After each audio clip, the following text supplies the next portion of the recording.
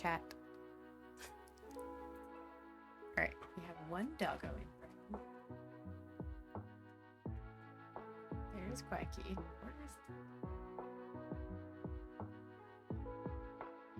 Duck doesn't like me anymore. You're always sitting. He's right next to you. Hi, cutie. Hi, cutie. I wouldn't let him lick my hands. I made him stop, so I put him down.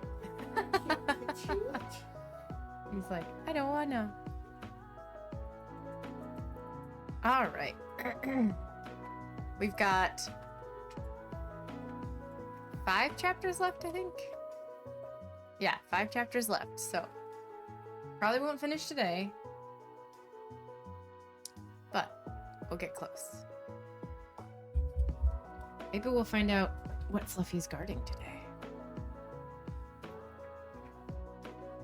All right, quick road so far. There's my screen.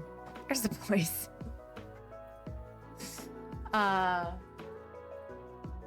Harry, Ron, and Hermione are friends now because they fought a troll in the bathroom. Not in the dungeon. It was in the bathroom. And then, yay! So they fought the troll, and then Hagrid lets Bill that the dog's name is Fluffy. And that it had something to do with Nicholas Flamel. Dogs are play fighting. And so they were supposed to take the whole Christmas break to figure out who Nicholas Flamel is. Instead, Harry discovered the Mirror of Erised.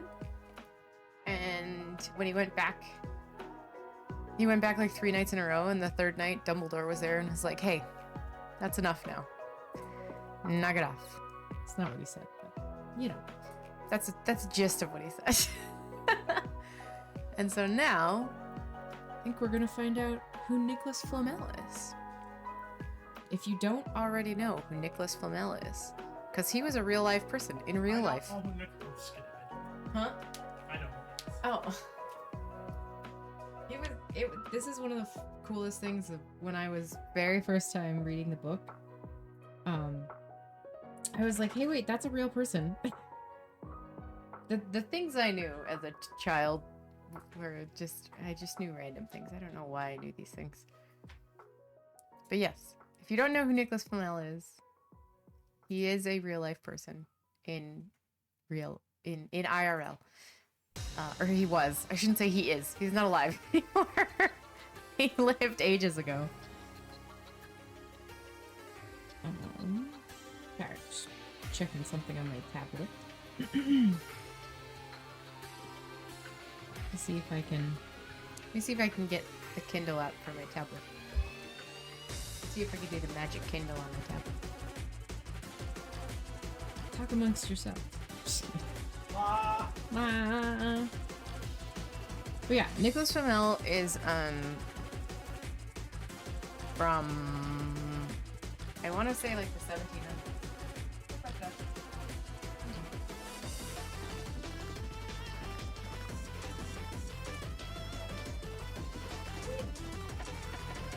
Okay, is that better? Duck's here.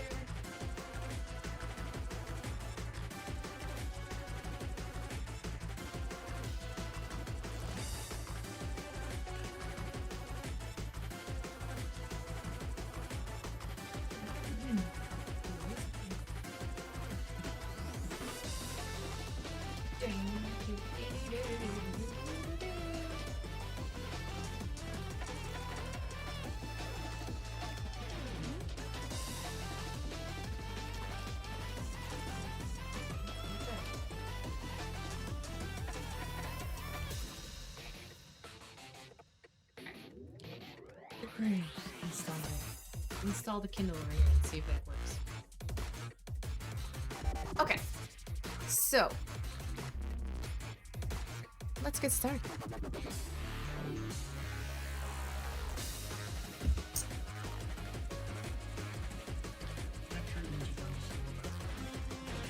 Yeah. I was just looking at that. Keep your music down.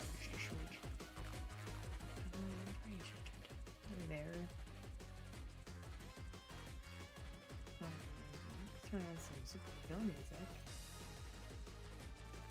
There we go. Alright, so we got some chill music. Slightly runny nose. Nice. It's a good day.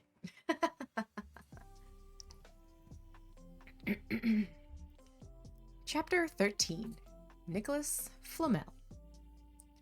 Dumbledore had convinced Harry not to go looking for the mirrored Erised again, and for the rest of Christmas holidays, the invisibility cloak stayed folded at the bottom of his trunk. Harry wished he could forget what he'd seen in the mirror as easily, but he couldn't. He started having nightmares. Over and over again, he dreamed about his parents disappearing in a flash of green light, while a high voice cackled with laughter. You see, Dumbledore was right. That mirror could drive you mad, said Ron, when Harry told him about these dreams. Hermione, who came back the day before term started, took a different view of things. She was torn between the horror at the idea of Harry being out of bed, roaming the school 3 nights in a row, if Filch had caught you, and disappointment that he hadn't at least found out who Nicholas Flamel was. They'd almost given up hope of ever finding Flamel in a library book, even though Harry was still sure he'd read the name somewhere. Once term had started, they were back to skimming through the books for 10 minutes during their breaks. Harry had even less time than the other two because Quidditch practice had started again. Wood was working the team harder than ever, even in the endless rain that had replaced the snow. Hi, thank you. Even the endless rain that had replaced the snow couldn't dampen his spirits. The Weasleys complained that Wood was becoming a fanatic, but Harry was on Wood's side. If they won their next match, against Hufflepuff, they would overtake Slytherin in the House Championship for the first time in 7 years. Quite apart from wanting to win, Harry found that he had fewer nightmares when he was tired out after training. Yeah? Then, during one particularly wet and muddy day, practice session... Wait, I skipped a part. During one particularly wet and muddy practice session, Wood gave the team a bit of bad news. He'd just gotten very angry with the Weasleys, who kept dive-bombing each other and pretending to fall off their brooms. Will you stop messing around, he yelled. That's exactly the sort of thing that'll lose us the match. Snape's refereeing this time, and he'll be looking for any excuse to knock off points from Gryffindor. George Weasley really did fall off his broom at these words. Snape's refereeing? He sputtered through a mouthful of mud. When's he ever refereed a Quidditch match? He's not going to be fair if we might overtake Slytherin. The rest of the team landed next to George to complain too. It's not my fault, said Wood. We've just got to make sure we play a clean game, so Snape hasn't even got an excuse to pick on us. Which was all very well, thought Harry, but he had another reason for not wanting Snape near him while he played Quidditch. The rest of the team hung back to talk to one another as usual at the end of practice, but Harry headed straight back to the Gryffindor common room, where he found Ron and Hermione playing chess. Chess was the only thing Hermione ever lost at, something Harry and Ron thought very good for her.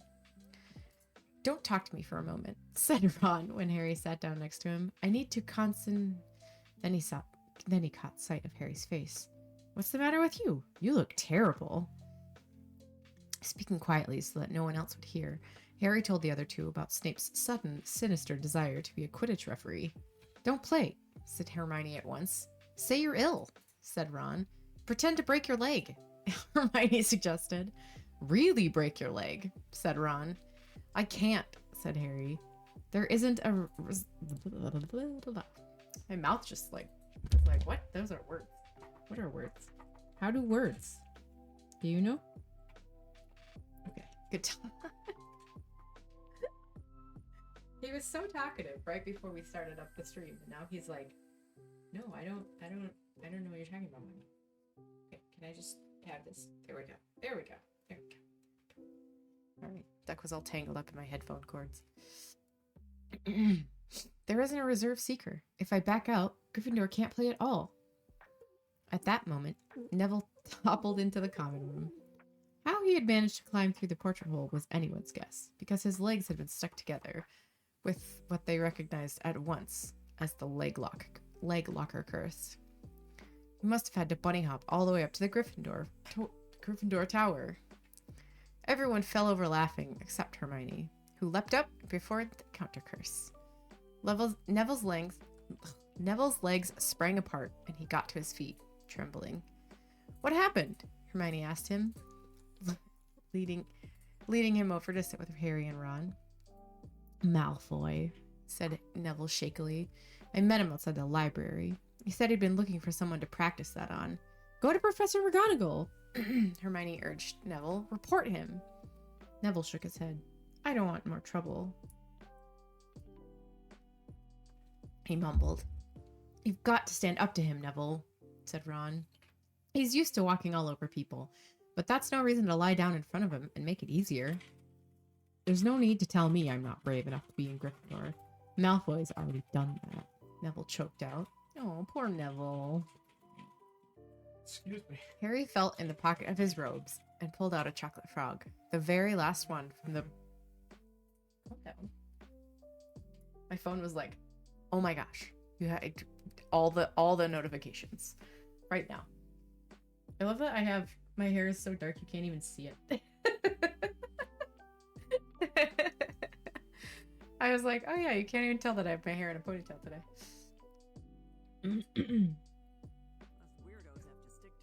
Us weirdos do have to stick together. I feel like there was an echo on that, but I'm not sure. It's fine. Probably just my imagination.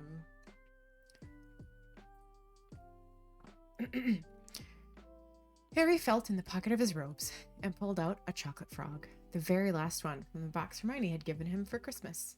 He gave it to Neville, who looked as though he might cry. You're worth 12 of Malfoy, Harry said. The Sorting Hat chose you for Gryffindor, didn't it? And where's Malfoy? In stinking Slytherin. Just kidding. We love our Slytherin followers. Neville's lips twitched into a weak smile as he unwrapped the frog. Thanks, Harry. I think I'll go to bed. Do you want the card? You collect them, don't you? As Neville walked away, Harry looked at the famous wizard card. Dumbledore again, he said. He was the first one I ever... He gasped. He stared at the back of the card. Then he looked up at Ron and Hermione. I found him, he whispered. I found Flamel. I told you I'd read the name somewhere before. I read it on the train coming here. Listen to this. Dumbledore is a particularly famous for his defeat of the dark wizard Grindelwald in 1945, for the discovery of the 12 uses of dragon's blood, and his work on alchemy with his partner, Nicholas Flamel. Hermione jumped to her feet. She hadn't looked so excited since they'd gotten back the marks for their very first piece of homework. Stay there, she said. She sprinted up the stairs to the girls' dormitories. Harry and Ron barely had time to exchange mystified looks before she was dashing back, an enormous old book in her arms. I never thought to look in here, she whispered excitedly. I got this out of the library weeks ago for a bit of light reading. Light? Said Ron, but Hermione told him to be quiet till she looked something up and started flicking frantically through the pages, muttering to herself. At last, she found what she was looking for. I knew it! I knew it! Are we allowed to speak yet? Said Ron grumpily. Hermione ignored him. Nicholas Flamel, she whispered dramatically, is the only known maker of the Sorcerer's Stone. This didn't have quite the effect she'd expected. The what? Said Harry and Ron. Oh, honestly. Honestly, Ron. Don't you two read. Honestly, Ron. Honestly, Ron. Look, read that there. She pushed the book toward them, and Harry and Ron read.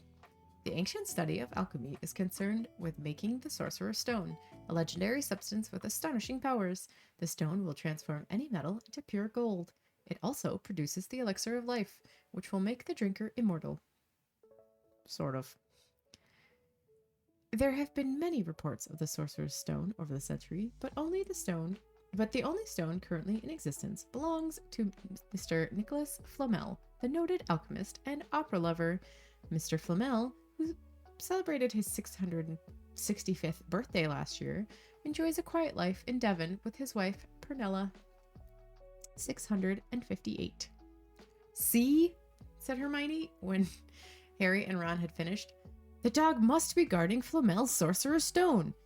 I bet he asked Dumbledore to keep it safe for him, because they're friends, and he knew someone was after it. That's why he wanted the stone moved out of Gringotts. A stone that makes gold and stops you from ever dying? Said Harry. No wonder Snape's after it. Anyone would want it. And no wonder we couldn't find Flamel in the study of recent developments in wizardry, said Ron. He's not exactly recent if he's 665, is he? Lab's watching. Oh, hey!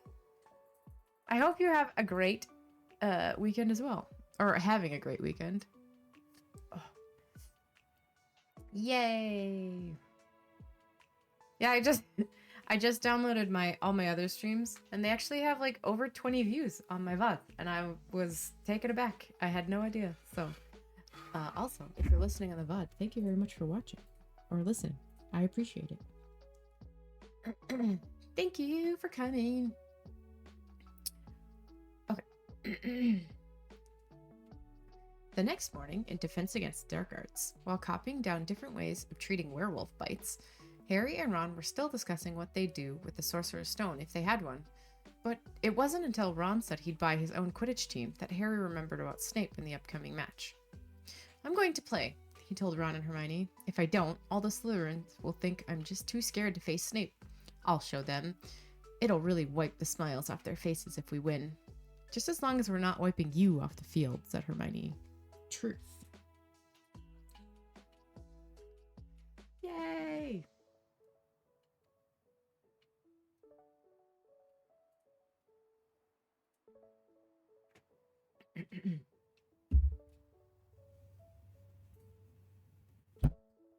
Yeah, I was quite amazed that I had so many people watching my VOD and listening to my VODs. Working on getting them into YouTube videos.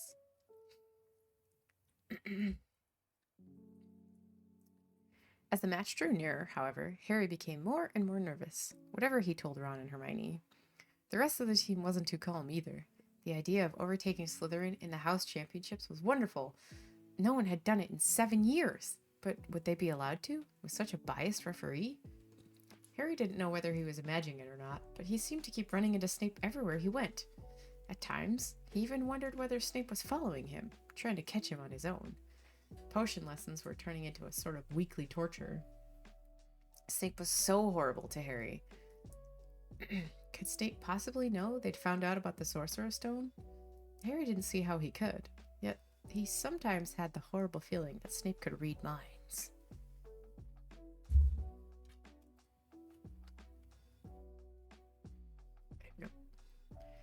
Harry knew, when they wished him good luck outside the locker rooms the next afternoon, that Ron and Hermione were wondering whether they'd ever see him alive again. This wasn't what you'd call comforting. Harry hardly heard a word of Wood's pep talk as he pulled on his Quidditch robes and picked up his Nimbus 2000. Ron and Hermione, meanwhile, had found a place in the stands next to Neville, who couldn't understand why they looked so grim and worried, or why they had both brought their wands to the match. Little did Harry know that Ron and Hermione had been secretly practicing the leg-locking curse. They'd gotten the idea from Malfoy, using it on Neville, and they were ready to use it on Snape if he showed any signs of wanting to hurt Harry. Now, don't forget, it's locomotor mortis, Hermione muttered as Ron slipped his wand up his sleeve. I know, Ron snapped. Don't nag. Back in the locker room, Wood had taken Harry aside. Don't want to pressure you, Potter, but if we ever need an early capture of the snitch, it's now. Oh, thanks, Lav. I appreciate that. I do love reading. It's one of my favorite activities. Put Stuck to sleep every time.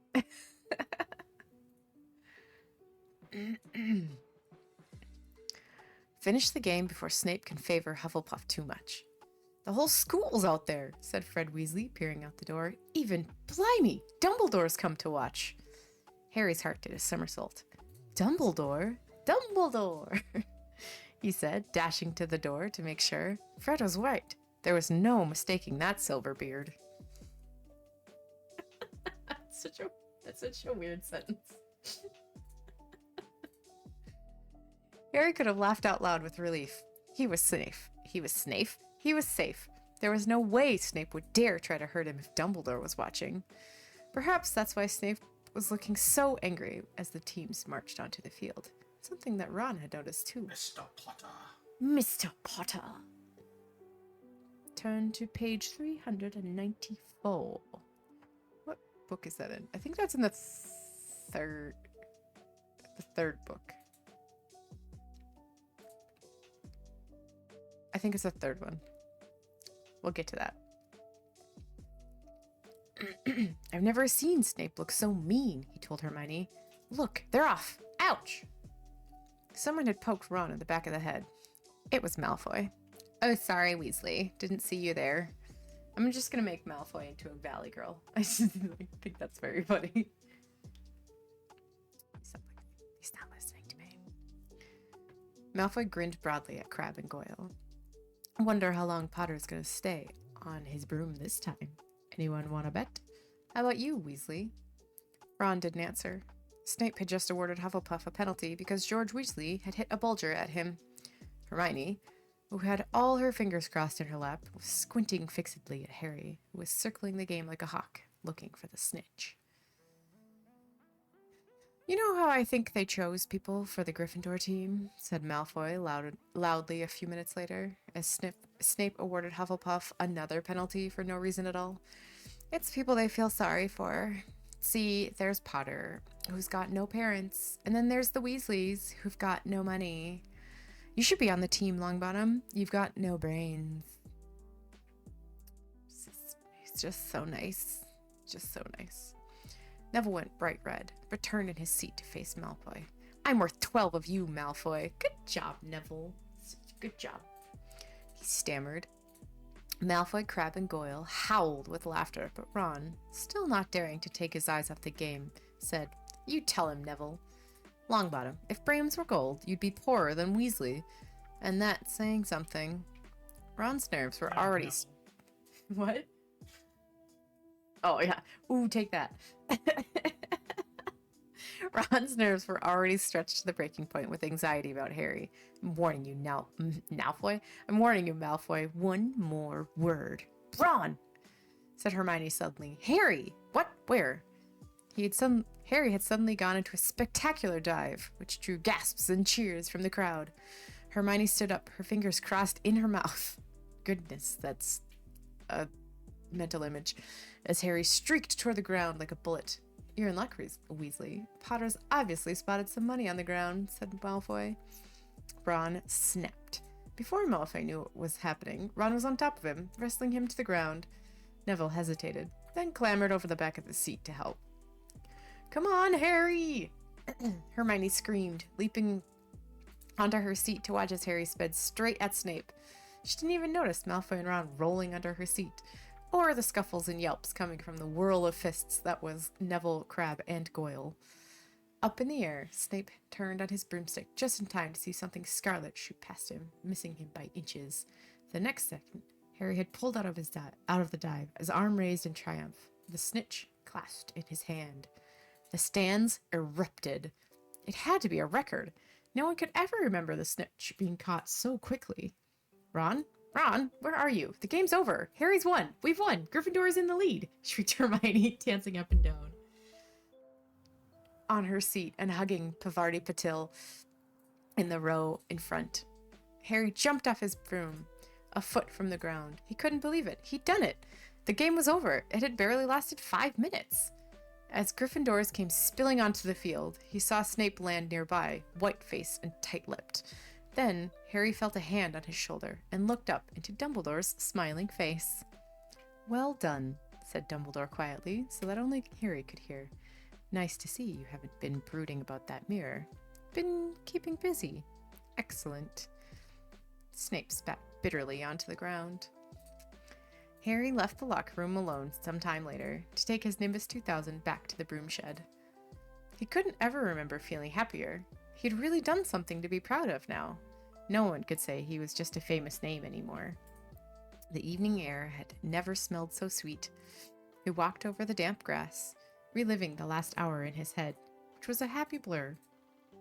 Gryffindors running to lift him onto their shoulders, Ron and Hermione in the distance, jumping up and down, Ron cheering through a very heavy nosebleed. Harry had reached the shed. He leaned against the wooden door and looked up at Hogwarts, with its windows glowing red in the setting sun. Gryffindor in the lead. He'd done it. He'd shown Snape.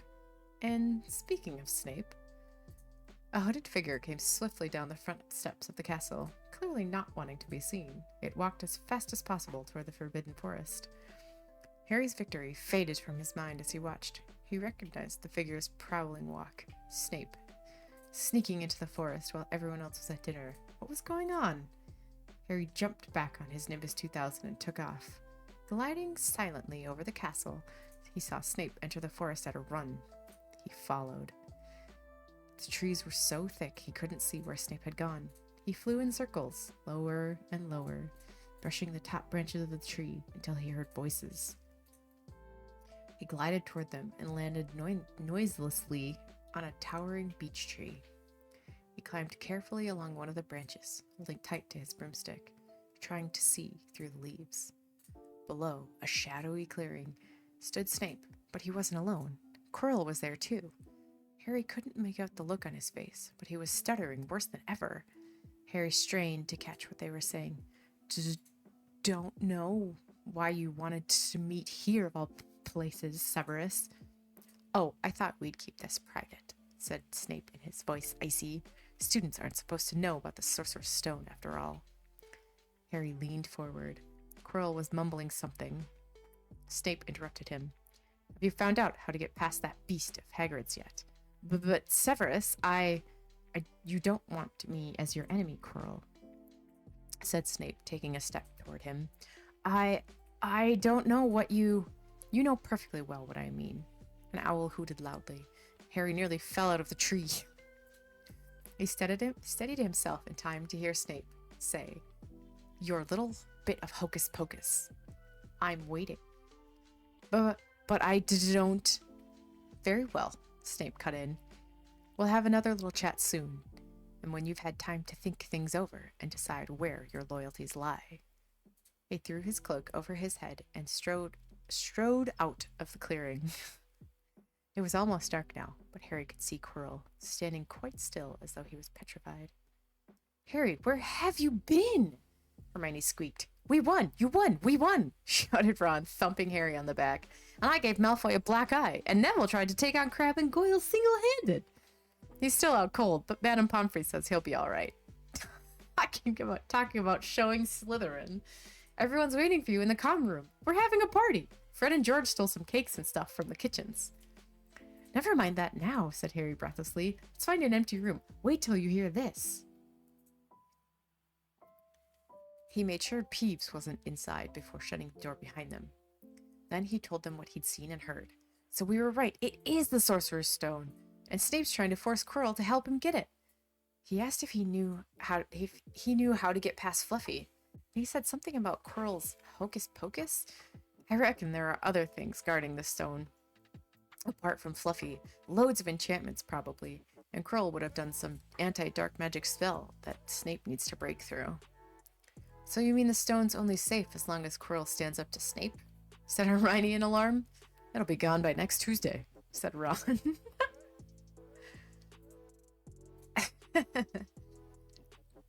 Chapter 14. Norbert, the Norwegian Ridgeback. Oh, I forgot about Norbert. Completely forgot about him.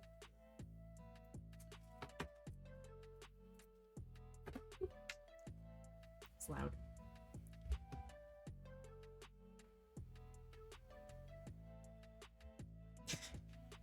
Duck's trying hard not to be asleep. He's like, no, I'm not sleepy. No, I'm not sleepy.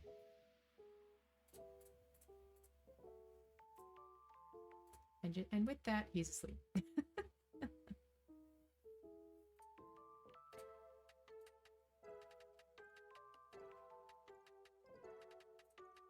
We'll deal with that later. Cool. Quirrell, however, must have been braver than they'd thought. In the weeks that followed, he did seem to be getting paler and thinner, but it didn't look as though he... Yes, the boys are always like, no, I'm not tired. I'm not. I swear, I'm not. The more tired Quack gets, the more he pretends he's not tired, which is pretty funny. Then you pick them up and they're like, zonked.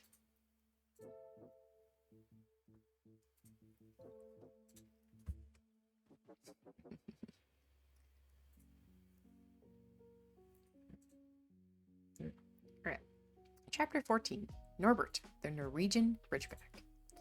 Quirrell, however, must have been braver than they'd thought. In the weeks that followed, he did seem to be getting paler and thinner, but it didn't look as though he'd cracked yet. Every time they passed the third polar corridor, Harry, Ron, and Hermione would press their ears to the door to check if that Fluffy was still growling inside.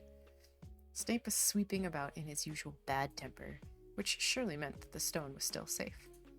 Whenever Harry passed Quirrell these days, it gave him an encouraging sort of smile, and Ron had started telling people off for laughing at Quirrell's stutter. Hermione, however, had more on her mind than the Sorcerer's Stone. She had started drawing up study schedules and color-coding all of her notes. I used to do that. Sort of. Harry and Ron wouldn't have minded, but she kept nagging them to do the same. Hermione, the exams are ages away. 10 weeks, Hermione snapped. That's not ages. That's like a second to Nicholas Flamel. But we're not 600 years old, Ron reminded her. Anyway, what are you studying for? You already know all of it. What am I studying for? Are you crazy? You realize we need to pass these exams to get into the second year. They're very important. I should have started studying a month ago. I don't know what's gotten into me.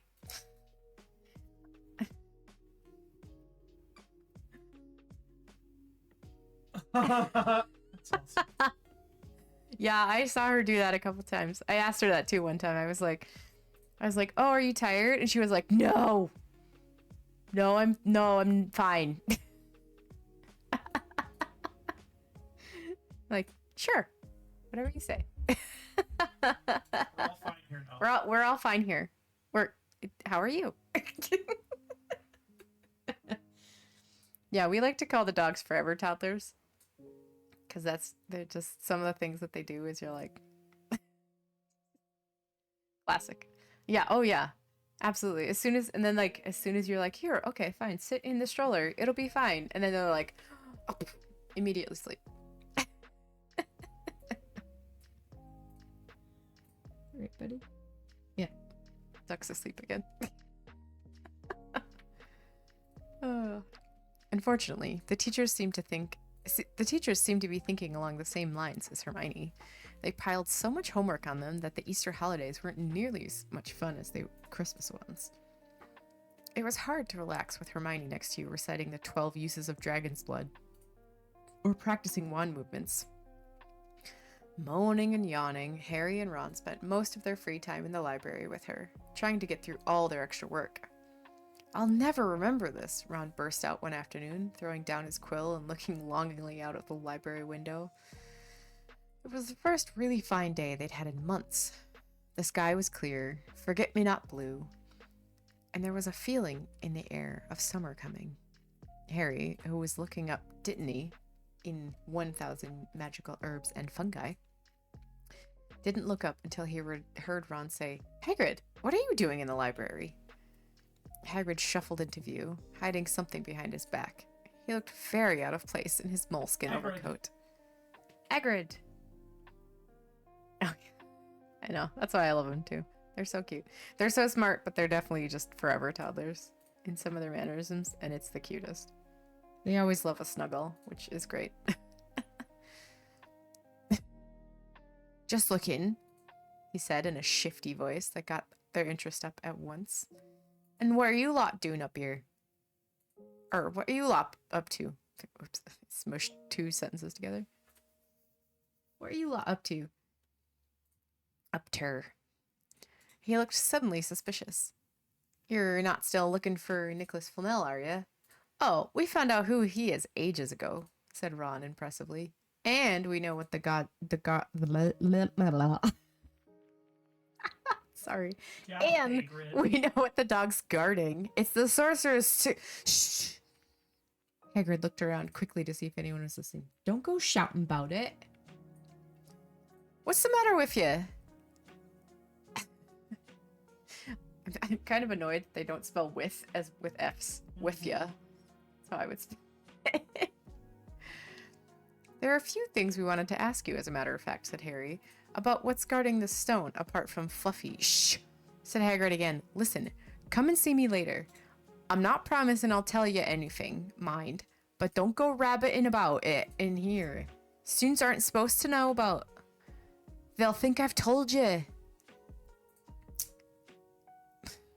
See you later, then, said Harry. Bye, Hagrid. Bye, Hagrid. Hagrid shuffled off. What was he hiding behind his back? Said Hermione thoughtfully. Do you think it had anything to do with the stone? I'm going to see what section he was in, said Ron, who'd had enough of working. He came back a minute later with a pile of books in his arms and slammed them down on the table. Dragons, he whispered. Hagrid was looking up stuff about dragons. Stop at the base. Look at these. Dragon species of Great Britain and Ireland. From Egg to Inferno, a Dragon Keeper's Guide. Hagrid's always wanted a dragon. He told me this so the first time I met him, said Harry. But it's against our laws, said Ron. Dragon breeding was outlawed by the Warlocks Convention of 1709. Everyone knows that. Duh. Everyone knows that. Duh. It's hard to stop muggles from noticing us if we're keeping dragons in the back garden. Touché. Anyway, you can't tame dragons. It's dangerous. You should see the burns Charlie's got off the wild ones in Romania. But aren't there wild dragons in Britain? Oh, but there aren't wild dragons in Britain, said Harry. Of course there are, said Ron. Common Welsh green and Hebridean blacks. The Ministry of Magic has a job hushing them up, I can tell you. Our kind have to keep putting spells on muggles who've spotted them, to make them forget. So what on earth's Hagrid up to? Said Hermione. When they knocked on the door of the gamekeeper's hut an hour later, they were surprised to see all the curtains were closed. Hagrid called, "Who is it?" before he let them in, and then shut the door quickly behind them. It was stifling hot inside. Even though it was such a warm day, there was a blazing fire in the grate. Hagrid made them tea and offered them stoat sandwiches, which they refused. Oh, that sounds icky. A stoat is a type of weasel, I believe. I think.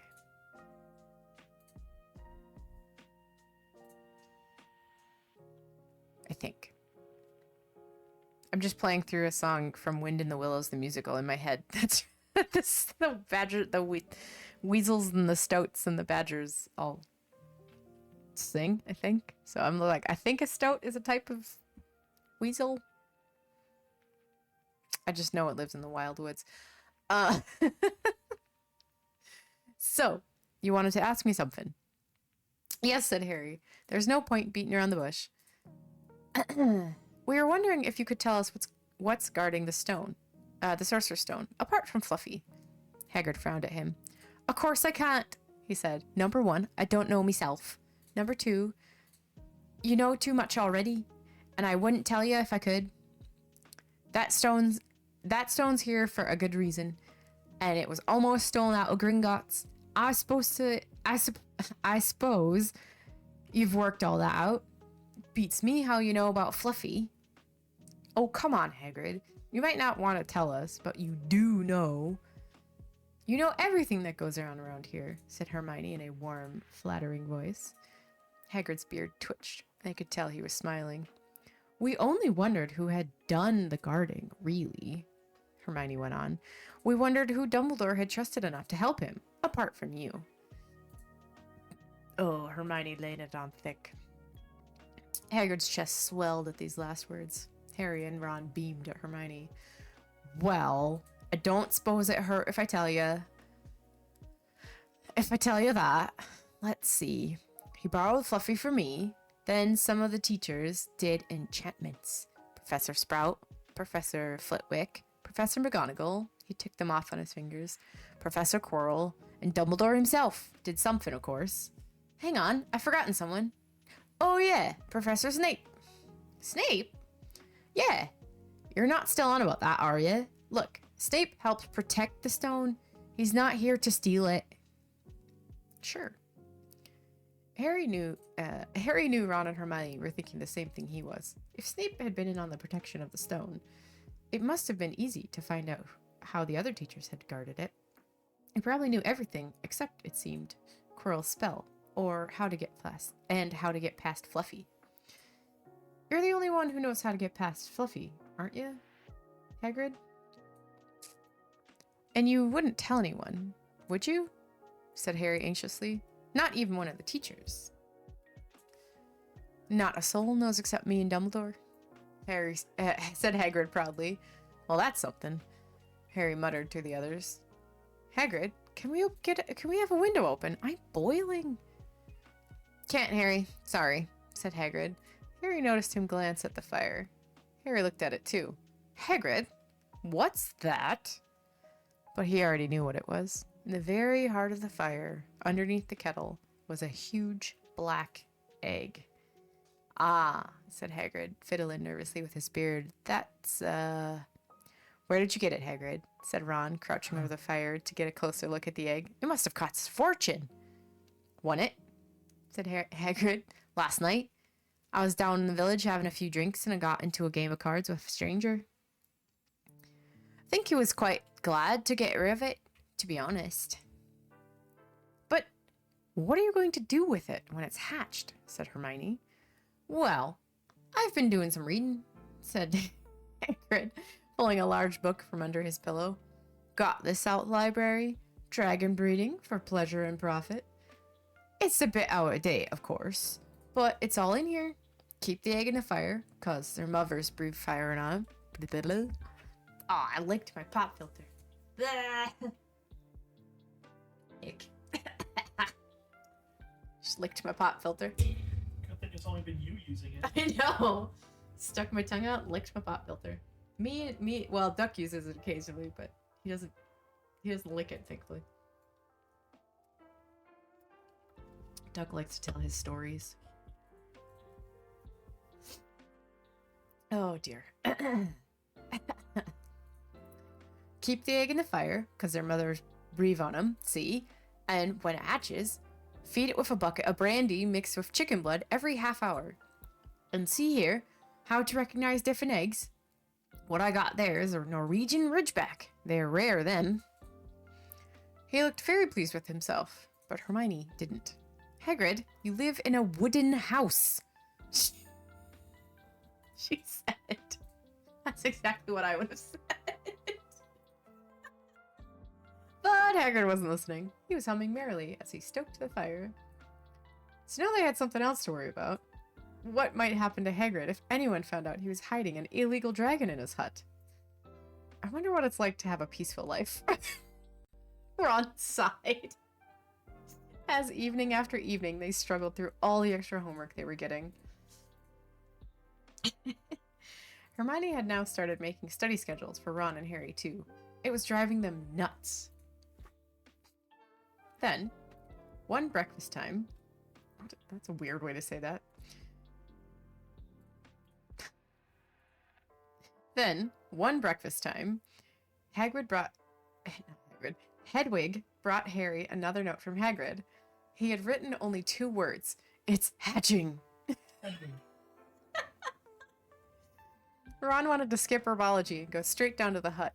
Hermione wouldn't hear of it. Hermione, how many times in our lives are we going to see a dragon hatching? We've got lessons. We'll get into trouble, and that's nothing to what Hagrid's going to be in when somebody finds out what he's doing. Shut up, Harry whispered. Malfoy was only a few feet away, and he had stopped dead to listen. How much had he heard? Harry didn't like the look on Malfoy's face at all. Ron and Hermione argued all the way to herbology, and in the end, Hermione agreed to run down to Hagrid's with the other 2 during their morning break. When the bell sounded from the castle at the end of their lesson, the three of them dropped their trowels at once and hurried through the grounds to the edge of the forest. Hagrid greeted them, looking flushed and excited.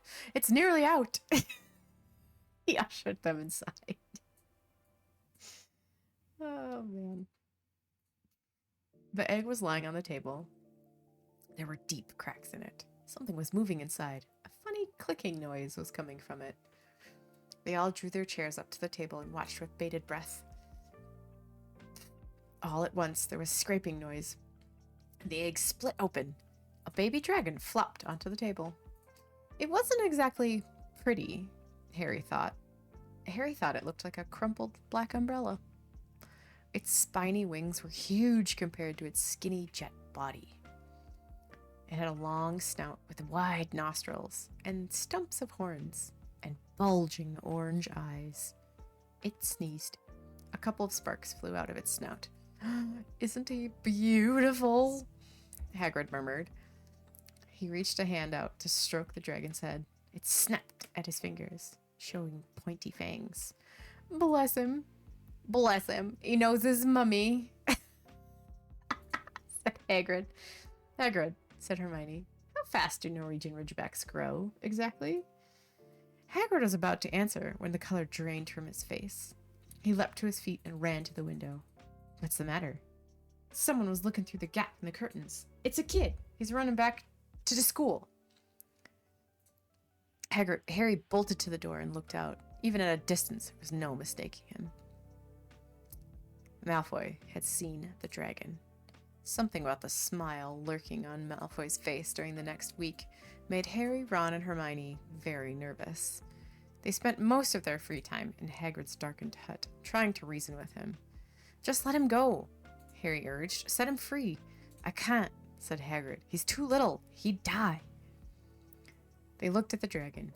It had grown 3 times its length in just a week. Smoke kept furling out of its nostrils. Hagrid hadn't been doing his gamekeeping duties because the dragon was keeping him so busy. And there were empty brandy bottles and chicken feathers all over the floor. Ew. "I've decided to call him Norbert," said Hagrid, looking at the dragon with misty eyes. "He really knows me. Just watch. Norbert! Norbert! Where's Mummy?" "He's lost his marbles," Ron muttered in Harry's ear. "Hagrid," said Harry loudly. "Give it 2 weeks and Norbert's going to be as long as your house. Malfoy could go to Dumbledore at any minute." Hagrid bit his lip. I know I can't keep him forever, but I can't just dump him. I can't." Harry suddenly turned to Ron. "Charlie," he said. "You're losing it too, Ron. I'm Ron, remember?" "I'm Ron?" "No, Charlie. Your brother Charlie. In Romania, studying dragons. We could send Norbert to him. Charlie can take care of him and then put him back into the wild." "Brilliant," said Ron. "Brilliant. How about it, Hagrid?" In the end, Hagrid agreed that they could send an owl to Charlie to ask. The following week dragged by. Wednesday night found Hermione and Harry sitting alone in the common room, long after everyone else had gone to bed. The clock on the wall had just chimed midnight when the portrait hole burst open. Ron appeared out of nowhere as he pulled off Harry's invisibility cloak. He'd been down at Hagrid's hut, helping him feed Norbert, who was now eating dead rats by the crate. "It bit me," he said, showing them his hand, which was wrapped in a bloody handkerchief. "Not going to be able to hold a quill for a week." "I tell you, that dragon's the most horrible animal I've ever met. But the way Hagrid goes on about it, you'd think it was a fluffy little bunny rabbit. When it bit me, he told me off for frightening it. When I left, he was singing in a lullaby." There was a tap on the dark window. "It's Hedwig," said Harry, hurrying to let her in. "She'll have... eyeball. She'll have Charlie's answer." The 3 of them put their heads together to read the note. "Dear Ron, how are you? Thanks for the letter. I'd be glad to take the Norwegian Ridgeback, but it won't be easy to get him here. I think the best thing will be to send him over with some friends of mine who are coming to visit me next week. Trouble is, they mustn't be seen carrying an illegal dragon. Could you get the Ridgeback up to the tallest tower at midnight on Saturday? They can meet you there and take him away while it's still dark. Send me the answer as soon as possible. Love, Charlie. I think that's the only time we ever hear from Charlie. No. He might show up one other time. Charles. They never say Charles. It's always Charlie.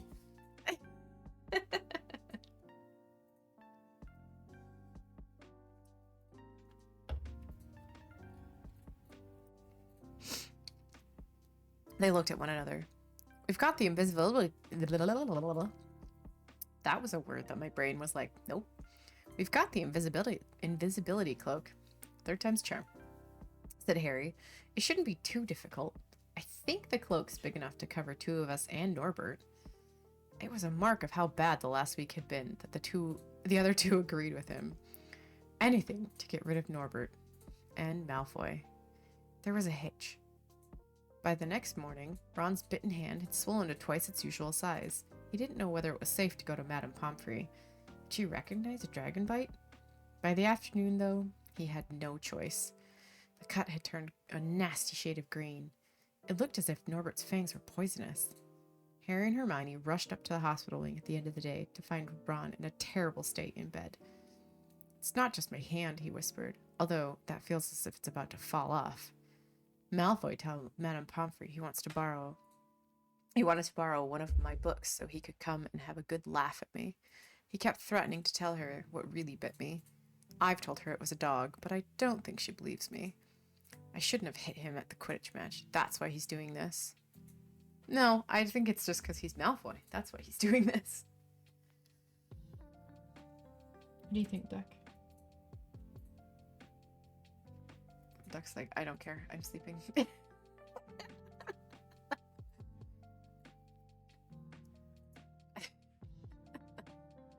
Harry and Hermione tried to calm Ron down. It'll all be over at midnight on Saturday, said Hermione, but that didn't soothe Ron at all. On the contrary, he sat bolt upright and broke into a sweat. Midnight on Saturday, he said in a hoarse voice. Oh no, I've just remembered. Charlie's letter was in the book that Malfoy took. He's going to know we're getting rid of Norbert.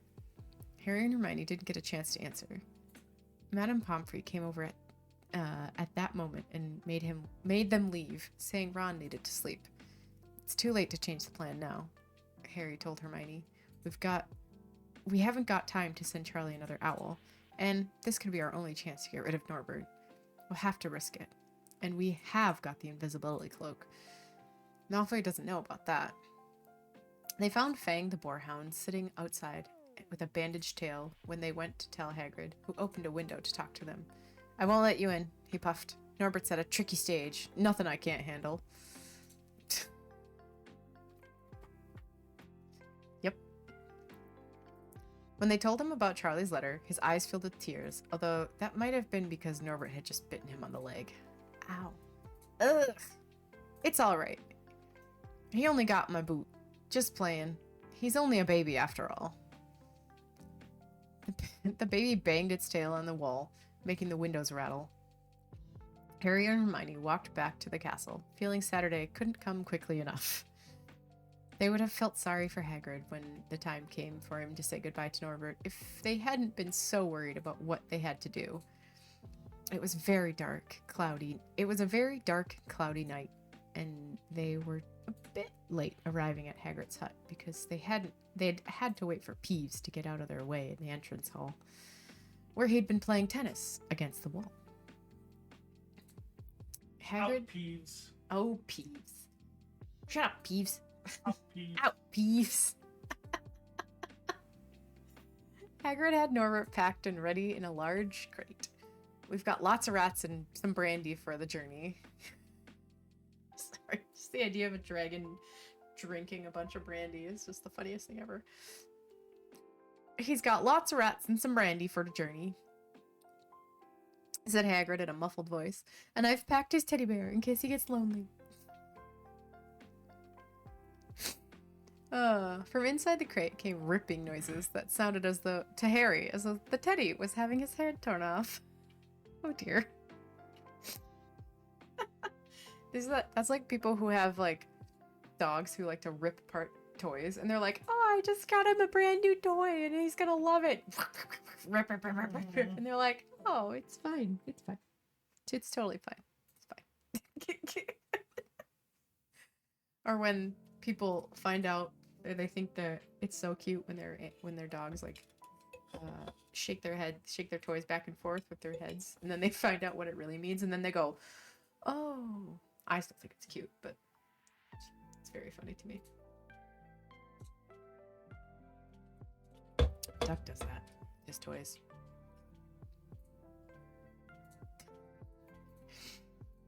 Bye-bye, Norbert. Hagrid sobbed as Harry and Hermione covered the crate with the invisibility cloak and stepped underneath it themselves. Mummy will never forget you. Mummy. Mummy. Mummy.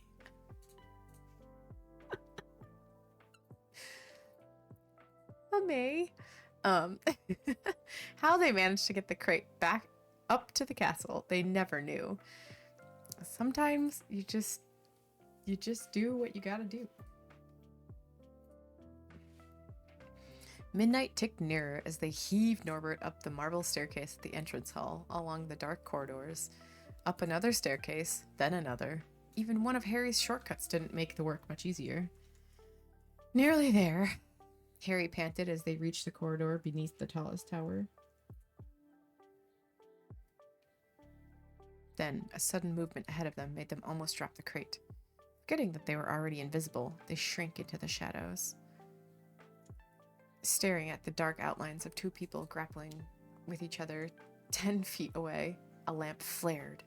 Professor McGonagall, in a tartan bathrobe and a hairnet, had Malfoy by the ear. "Detention," she shouted, "and 20 points from Slytherin, wandering around in the middle of the night. How dare you!"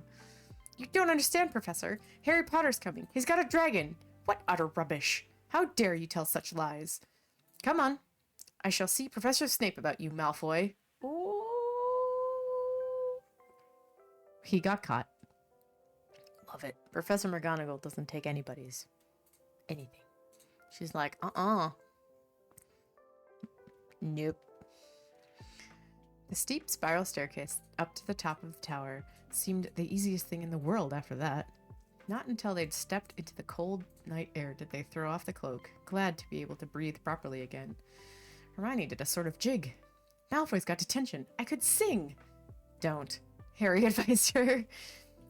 Chuckling about Malfoy, they waited, Norbert thrashing about in his cage. 10 minutes later, 4 broomsticks came swooping down out of the darkness. Charlie's friends were a cheery lot. They showed Harry and Hermione the harness they'd rigged up so they could suspend Norbert between them. Nice. They all helped buckle Norbert safely into it, and then Harry and Hermione shook hands with the others and thanked them very much.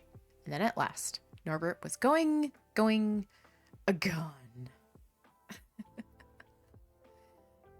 They slipped back down the spiral staircase, their hearts as light as their hands. Now that Norbert was off them, no more dragon, Malfoy in detention. What could spoil their happiness? The answer to that was waiting at the foot of the stairs. As they stepped into the corridor, Filch's face loomed suddenly out of the darkness. Well, well, well, he whispered. We are in trouble. They'd left the invisibility cloak at the top of the tower. Good job. Have fun trying to find that. I was gonna say, I wasn't gonna say it out loud, but I was like, as I was reading, I was like, man, they're getting very close to the end of the year, but I couldn't remember if the Forbidden Forest chapter was in this book or in the next book. So I was like, I thought it was in this book. Surprise! It's the next chapter. Surprise! Like, at some point, they have to be in tension. They have to go to the Forbidden Forest, and they have to find the thing that's going to happen at the Forbidden Forest that I almost said out loud. That I'm not going to say. How dare you! I didn't say. But it's very important to the plot.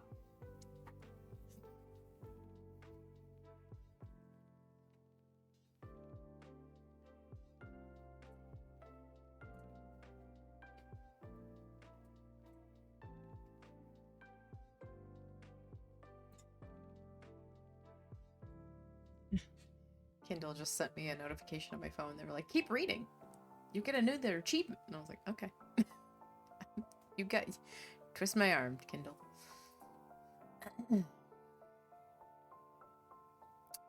Chapter 15. The Forbidden Forest. Things couldn't have been worse. Filch took them down to Professor McGonagall's study on the first floor, where they sat and waited without saying a word to each other. Hermione was trembling.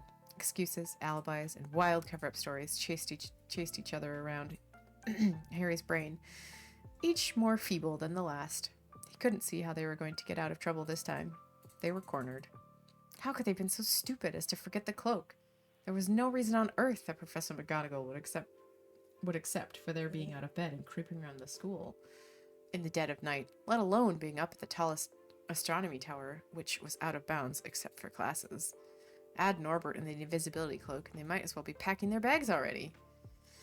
Had Harry thought things couldn't have been worse, he was wrong. When Professor McGonagall appeared, she was leading Neville. Harry! Neville burst out the moment he saw the other two. I was trying to find you two and warn you. I heard Malfoy saying he was going to catch you. He said you had to drag... Harry shook his head violently to shut Neville up, but Professor McGonagall had seen. She looked more likely to breathe fire than Norbert as she towered over the three of them. I would never have believed it of any of you. Mr. Filch says you were up in the astronomy tower. It's 1 o'clock in the morning. Explain yourselves. Oh, that was a good one. It was the first time Hermione had ever failed to answer a teacher's question. She was staring at her slippers, still as a statue. I think I've got a good idea of what's been going on, said Professor McGonagall. It doesn't take a genius to work it out. You've fed Draco Malfoy some cock-and-bull story about a dragon, trying to get him out of bed and into trouble. I've already caught him. I suppose you think it's funny that Longbottom here heard the story and believed it too. Harry caught Neville's eye and tried to tell him without words that it wasn't true, because Neville was looking stunned and hurt. Poor, blundering Neville. Harry knew what it must have cost him to try and find them in the dark, to warn them. I'm disgusted, said Professor McGonagall. 4 students out of bed in one night. I've never heard such a thing before. You, Miss Granger, I thought you had more sense. As for you, Mr. Potter, I thought Gryffindor meant more to you than this. All 3 of you received attentions. Yes, you too, Mr. Longbottom. Nothing gives you the right to walk around the school at night, especially these days. It's very dangerous. And 50 points will be taken from Gryffindor. 50? Harry gasped. They would lose the lead, but he'd won in the last Quidditch match. 50 points each, said Professor McGonagall, breathing heavily through her long, pointed nose. Professor, please, you can't. Don't tell me what I can and can't do, Potter. Now get back to bed, all of you. I've never been more ashamed of Gryffindor students. 150 points lost. That put Gryffindor in last place. In one night, they'd ruined any chance Gryffindor had had for the House Cup. Harry felt as though the bottom had dropped out of his stomach. How could they ever make up for this? Harry didn't sleep all night. He could hear Neville sobbing into his pillow for what seemed like hours. Harry couldn't think of anything to say to comfort him. He knew Neville, like himself, was dreading the dawn. What would happen when the rest of Gryffindor found out what they'd done? At first, Gryffindors passing the giant hourglasses that recorded the house points the next day thought there'd been a mistake. How could they suddenly have 150 points fewer than yesterday? Then the story started to spread. Harry Potter, the famous Harry Potter, their hero of 2 Quidditch matches, had lost them all those points. Him and a couple other stupid first years. From being one of the most popular and admired people at the school, Harry was suddenly the most hated. Even Ravenclaws and Hufflepuffs turned on him, because everyone had been longing to see Slytherin lose the House Cup.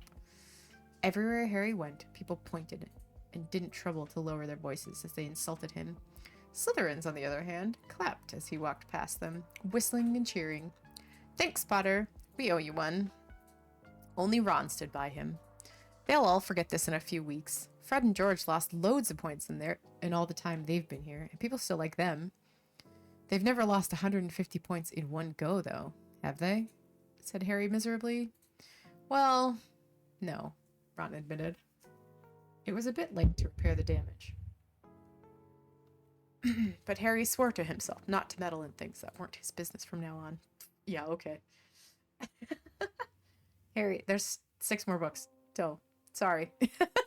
I don't think that works very well for you. He'd had it with sneaking around and spying. He felt so ashamed of himself that he went to Wood and offered to resign from the Quidditch team. Resign? Wood thundered. What good will that do? How are we are we gonna get any points back if we can't win at Quidditch? But even Quidditch had lost its fun. The rest of the team wouldn't speak to Harry during practice, and if they did speak about him, they called him the Seeker. Hermione and Neville were suffering too. They didn't have as bad a time as Harry, because they weren't as well known, but nobody would speak to them either. Hermione had stopped drawing attention to herself in class, keeping her head down and working in silence. Harry was almost glad the exams weren't far away. All the studying he had to do kept his mind off the misery. He, Ron, and Hermione kept to themselves, working late into the night, trying to remember the ingredients in complicated potions, learn charms and spells by heart, memorize the dates of magical discoveries, and goblin rebellions. Seems to be a lot of goblin rebellions.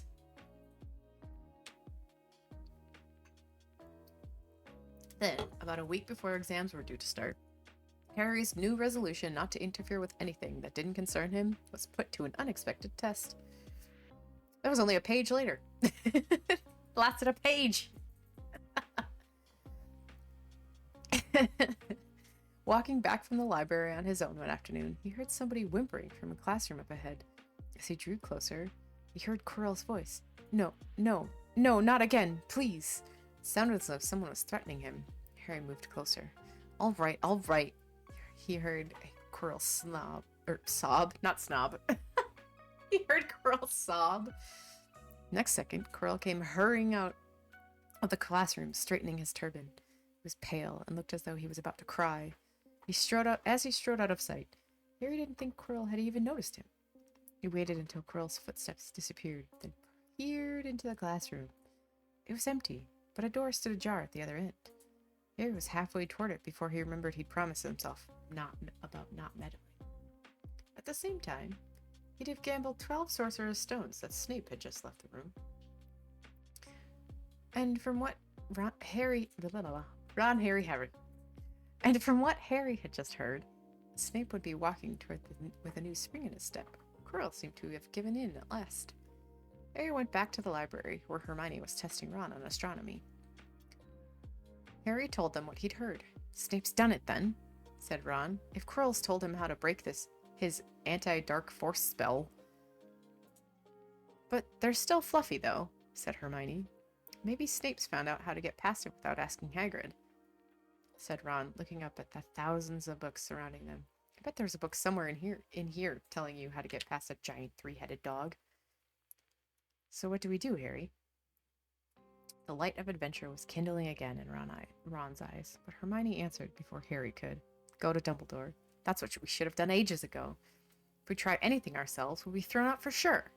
But we've got no proof, said Harry. Quirrell's too scared to back us up. Snape's only got to say that he doesn't know how the troll got in at Halloween. And he was nowhere near the third floor. Who do you think they'll believe, him or us? It's not exactly a secret that we hate him. Dumbledore think we made it up and get him sacked. Filch wouldn't help us if his life depended on it. He's too friendly with Snape.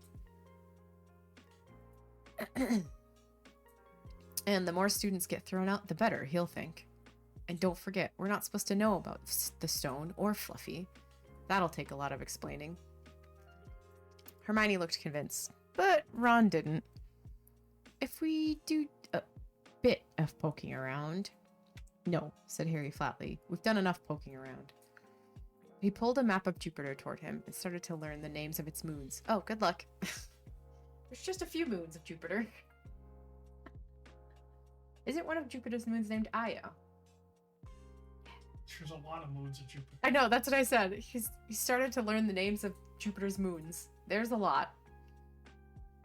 Not as many as Saturn, I think. No, Jupiter has the most, right? Yeah. Yeah. Yes. Saturn just makes up for it with all its rings. It's compensating for something. The following morning, notes were delivered to Harry, Hermione, and Neville at breakfast table. They were all the same. Your detention will take place at 11 o'clock tonight. Meet Mr. Filch. I always want to say Flinch. Mr. Filch in the entrance hall. Professor McGonagall. Professor M. McGonagall. Harry had forgotten they still had detentions to do in the fervor over the points they'd lost. He half expected Hermione to complain about this, that this was a whole night of studying lost, but she didn't say a word. Like Harry, she felt they deserved what they'd got. At 11 o'clock that night, they said goodbye to Ron in the common room and went down to the entrance hall with Neville. Filch was already there, and so was Malfoy. Harry had also forgotten that Malfoy had gotten a detention too. "Follow me," said Filch, lighting a lamp and leading them outside. "I bet you'll think twice about breaking a school rule again, won't you?" "Eh?" he said, leering at them. "Oh yes, hard work and pain are the best teachers if you ask me. It's just a pity they let the old punishments die out. Hang you by your wrists from the ceiling for a few days. I've got the chains still in my office. Keep 'em well oiled in case they're ever needed. Right, off we go, and don't think about running off now. It'll be worse for you if you do." They marched off across the dark grounds. Neville kept sniffing. Harry wondered what their punishment was going to be. It must be something really horrible, or Filch wouldn't be sounding so delighted. The moon was bright, but clouds scudded across it kept throwing it into darkness. Ahead, Harry could see the lighted windows of Hagrid's hut. Then they heard a distant shout. "Is that you, Filch? Hurry up, I want to get started." Harry's heart rose. If they were going to be working with Hagrid, it wouldn't be so bad. His relief must have showed on his face, because Filch said, "Suppose you'll think you'll be enjoying yourself with that oaf. Well, think again, boy. Boy, it's into the forest you're going, and I'm much mistaken if you'll come out in one piece. Boy." Boing. At this, Neville let out a little moan, and Malfoy stopped dead in his tracks. "The forest," he repeated, and it didn't sound quite as cool as usual. "We can't go in there at night. It's all sorts of things in there. Werewolves, I heard."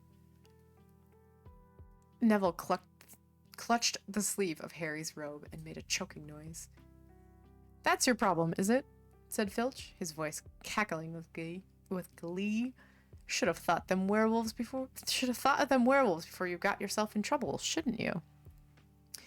Hagrid came striding toward them out of the dark, Fang at his heel. He was carrying his large crossbow. A quiver of arrows hung over his shoulder. "About time," he said. "I've been waiting for half an hour already. All right, Harry, Hermione." "I shouldn't be too friendly with them, Hagrid," said Finch coldly. "They're here to be punished, after all." "That's why you're late, is it?" said Hagrid, frowning at Filch. "Been lecturing him, huh? It's not your place to do that. You've done your bit. I'll take it from you." "I'll be back at dawn," said Filch. "For what's left of 'em," he added nastily, and he turned and started back toward the castle, his lamp bobbing away in the darkness. Malfoy now turned to Hagrid. "I'm not going in that forest," he said, and Harry was pleased to hear a note of panic in his voice. "Yar, if you want to stay at Hogwarts," said Hagrid fiercely. "You've done wrong, and now you've got to pay for it." "But this is servant stuff. It's not for students to do. I thought we'd be copying lines or something. If my father knew I was doing this, he'd tell you that this is how it is at Hogwarts," Hagrid growled. "Copying lines? What good's that to do anyone? You'll do something useful, and you'll get out. Or you'll get out. If you think your father'd rather you were expelled, then get back to the castle and pack. Go on." Malfoy didn't move. He looked at Hagrid furiously, but then dropped his gaze. "Right then," said Hagrid.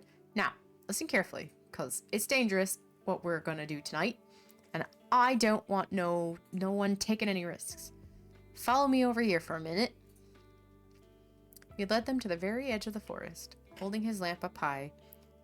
He pointed down a narrow, winding earth track that disappeared into the thick black trees. A light breeze lifted their hair as they looked into the forest. "Look there," said Hagrid. "See that stuff shining on the ground? Silvery stuff. That's unicorn's blood.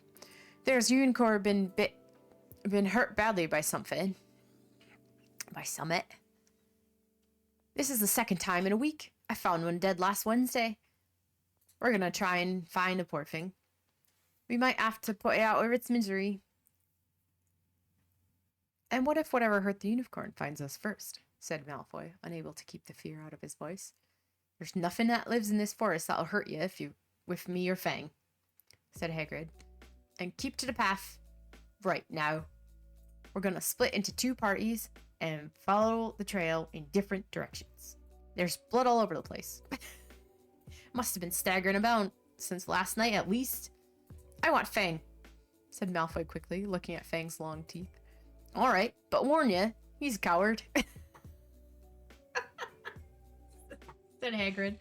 So me, Harry, and Hermione will go one way, and Draco, Neville, and Fang will go the other. Now, if any of us finds unicorn, we'll send up green sparks, right? Get your wands out and practice now. That's it. And if anyone in trouble, send up red sparks, and we'll all come find you. So, be careful. Let's go. The forest was black and silent. A little way into it, they reached a fork in the earth path, and Harry, Hermione, and Hagrid took the left path, while Malfoy, Neville, and Fang took the right. They walked in silence, their eyes on the ground, every now and then a ray of moonlight through the branches. Above lit a spot of silver blue blood on the fallen leaves. Harry saw that Hagrid looked very worried. Could a werewolf be killing the unicorns? Harry asked. Not fast enough, said Hagrid. It's not easy to catch a unicorn. They're powerful magical creatures. I never knew one to be hurt before. They walked past a mossy tree stump. Harry could hear running water. There must be a stream somewhere close by. There were still spots of unicorn blood here and there along the winding path. You all right, Hermione? Hagrid whispered. Don't worry, it can't have gone far if it's this badly hurt, and we'll be able to get behind that tree. Hagrid seized Harry and Hermione and hoisted them off the path behind a towering oak. He pulled out an arrow and fitted it to his crossbow. Watch out, get behind that tree. Behind that tree. He fitted it to his crossbow, raising it, ready to fire. The 3 of them listened. Something was slithering over the dead leaves nearby. It sounded like a cloak trailing along the ground. Hagrid was squinting up the dark path, but a few seconds, the sound faded. I knew it, he murmured. There's something in here. Shouldn't be. A werewolf? Harry suggested. That wasn't no werewolf, and it wasn't no unicorn neither, said Hagrid grimly. Right. Follow me, but careful now. They walked more slowly, ears straining for the faintest sound. Suddenly, in a clearing ahead, something definitely moved. Who's there? Hagrid called. Show yourself. Show yourself. I'm armed. I'm armed. That ended a little bit differently than in Frozen. Show yourself. I'm armed. And into the clearing came... Was it a man? Or a horse? To the waist, a man with red hair and beard. But below that was a horse. A horse's gleaming chestnut body with a long reddish tail. Read that backwards. Harry and Hermione's jaws dropped. Oh, it's you, Ronan, said Hagrid in relief.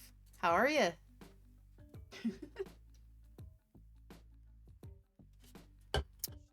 Casual, centaur. He walked forward and shook the centaur's hand. Good evening to you, Hagrid, said Ronan. I mean, he is a Beastmaster, so it's not like... It's fair. It's fair. I mean, he's the gamekeeper. I don't know if he's called the Beastmaster. All right, wrong IP. Wrong IP. Now I'm just imagining Hagrid as the Beastmaster. There can be only one.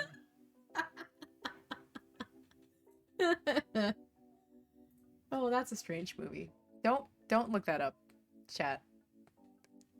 No. That's quite the crossover in my head. Oh dear. That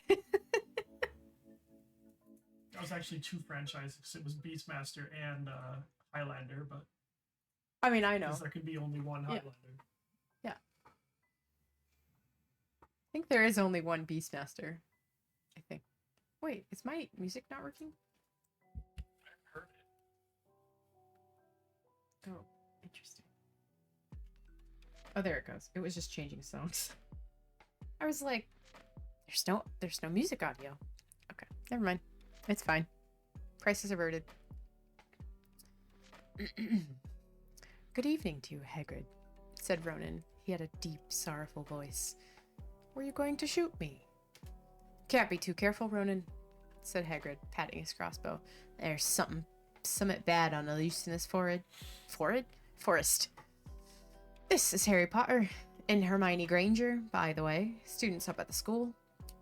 And this is Ronan, you two. He's a centaur. We'd notice, said Hermione faintly. That's right, I forgot all the girls go all like swoony when the centaurs come around. Oh dear. Good evening, said Ronan. Students, are you? And do you learn much up at the school? A bit, said Hermione timidly. A bit? Well, that's something. Ronan sighed. He flung back his head and stared at the sky. Mars is bright tonight. Yeah, said Hagrid, glancing up too. Listen, I'm glad we run into you, Ronan, 'cause there's a unicorn been hurt. Have you seen anything? Ronan didn't answer immediately. He stared unblinkingly upward, then sighed again. Always the innocent are the first victims, he said. So it has been for ages past. So it is now. Yeah, said Hagrid, but have you seen anything, Ronan? Anything unusual? Mars is bright tonight, Ronan repeated, while Hagrid watched him impatiently. Unusually bright. Yeah, but I was meaning anything unusual a bit nearer to home, said Hagrid. So, you haven't noticed anything strange? Yet again, Ronan took a while to answer. At last, he said, the forest hides many secrets. A movement in the trees behind Ronan made Hagrid raise his bow again. But it was only a second centaur, black-haired and bodied, and wilder looking than Ronan. Hello, Bane, said Hagrid. All right. Good evening, Hagrid. I hope you are well. Well enough. Look, I've just been asking Ronan. You haven't seen anything odd in here, have you? Lately? Have you? There's a unicorn been injured. Would you know anything about it? Bane walked over to stand next to Ronan. He looked skyward. Mars is bright tonight, he said simply. We've heard, said Hagrid grumpily. Oh dear. Hagrid's not one for the mystical.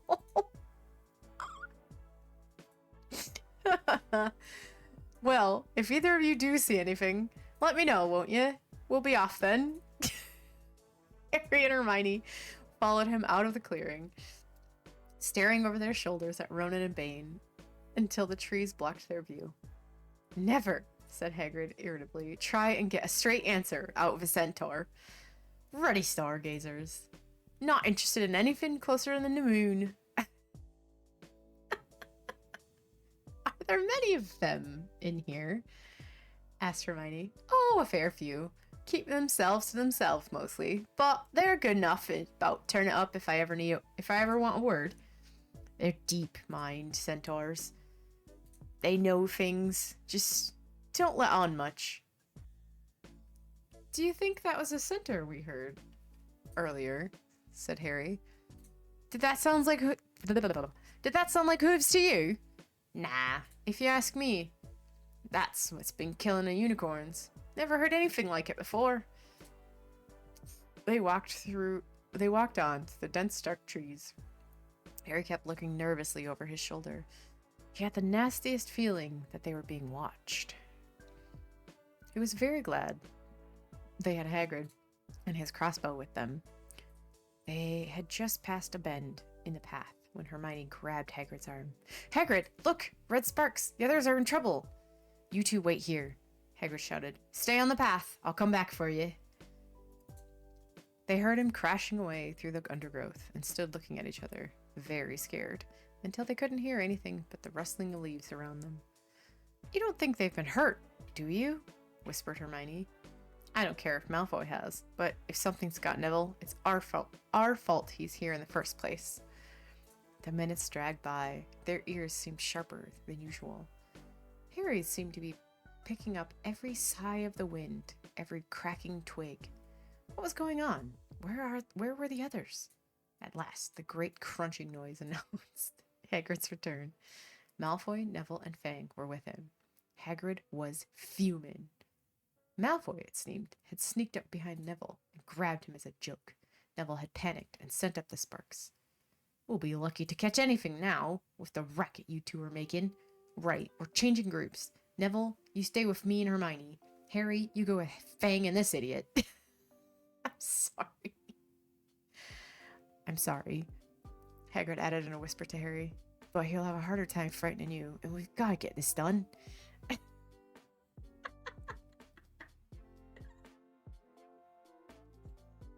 Oh, dear. So Harry set off into the heart of the forest with Malfoy and Fang. They walked for nearly half an hour, deeper and deeper into the forest, until the path became almost impossible to follow because the trees were so thick. Harry thought the blood seemed to be getting thicker. There were splashes on the root of a tree, as though the poor creature had been thrashing around in the pain close by. Harry could see a clearing ahead, through the tangled branches of an ancient oak. Look, he murmured, holding out his arm to stop Malfoy. Something bright white was gleaming on the ground. They inched closer. It was the unicorn, all right, and it was dead. Harry had never seen anything so beautiful and so sad. Its long, slender legs were stuck out at odd angles where it had fallen, and its mane was spread pearly white on the dark leaves. Harry had taken one step toward it when a slithering sound made him freeze where he'd stood. A bush on the edge of the clearing quivered. Then, out of the shadows, a hooded figure came crawling across the ground like some stalking beast. Harry, Malfoy, and Fang stood transfixed. The cloaked figure reached the unicorn, lowered its head over the wound in the animal's side, and began to drink its blood. Malfoy let out a terrible scream and bolted. So did Fang. The hooded figure raised its head and looked right at Harry. Unicorn blood was dribbling down its front. It got to its feet and came swiftly towards Harry. He couldn't move for fear. Then a pain like he'd never felt before pierced his head. It was as though his scar was on fire. Half blind, he staggered backward. He heard hooves behind him, galloping, and something jumped clean over Harry, charging at the figure. The pain in Harry's head felt so bad, he fell to his knees. It took a minute or two to pass. When he looked up, the figure had gone. A centaur was standing over him. Not Ronan or Bane. This one looked younger. He had white blonde hair and a palomino body. Are you all right? Said the centaur, pulling Harry to his feet. Yes, thank you. What was that? The centaur didn't answer. He had astonishingly blue eyes, like pale sapphires. He looked carefully at Harry, his eyes lingering on the scar that stood out, livid, on Harry's forehead. You are the Potter boy, he said. You had better get back to Hagrid. The forest is not safe at this time, especially for you. Can you ride? It will be quicker this way. My name is Firenze, he added, as he lowered himself onto his front legs so Harry could clamber onto his back. There was suddenly a sound of more galloping from the other side of the clearing. Ronan and Bane came bursting through the trees, their flanks heaving and sweating. Firenze! Bane thundered. What are you doing? You have a human on your back. Have you no shame? Are you a common mule?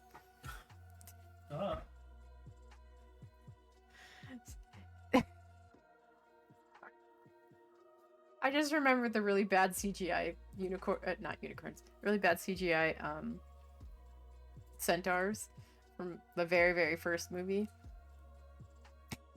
They're like in the background. They're just really bad. just popped into my head. It's great. Do you realize who this is? Said Firenze. This is the Potter boy. The quicker he leaves this forest, the better.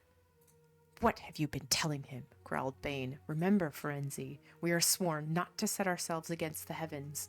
Have we not read what is to come in the movements of the planets? Ronan pawed the ground nervously.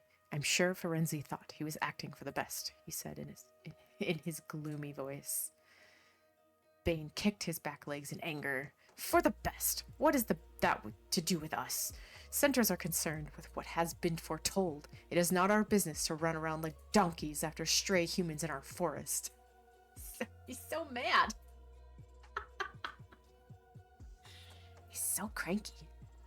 Frenzy suddenly reared onto his hind legs in anger, so that Harry had to grab his shoulders to stay on. Do you not see that unicorn? Frenzy bellowed at Bane. Do you not understand why it was killed? Or have the planets not let you in on that secret? I set myself against what is lurking in this forest, Bane. Yes, with humans alongside me, if I must. Forgot that the centaurs had a little cranky bit. It's great. Oh, what are we doing? Yeah. It was good talk. Good job. Yeah. And Ferenzi whisked around, with Harry clutching on as best he could. They plunged off into the trees, leaving Ronan and Bane behind them. Harry didn't have a clue what was going on. Welcome to a centaur fight. Why is Bane so angry? He asked. What was that thing you saved me from, anyway? Frenzy slowed to a walk, warned Harry to keep his head down. Keep his head bowed in case of low-hanging branches, but did not answer Harry's questions. They made their way through the trees in silence for so long that Harry thought Frenzy didn't want to talk to him anymore.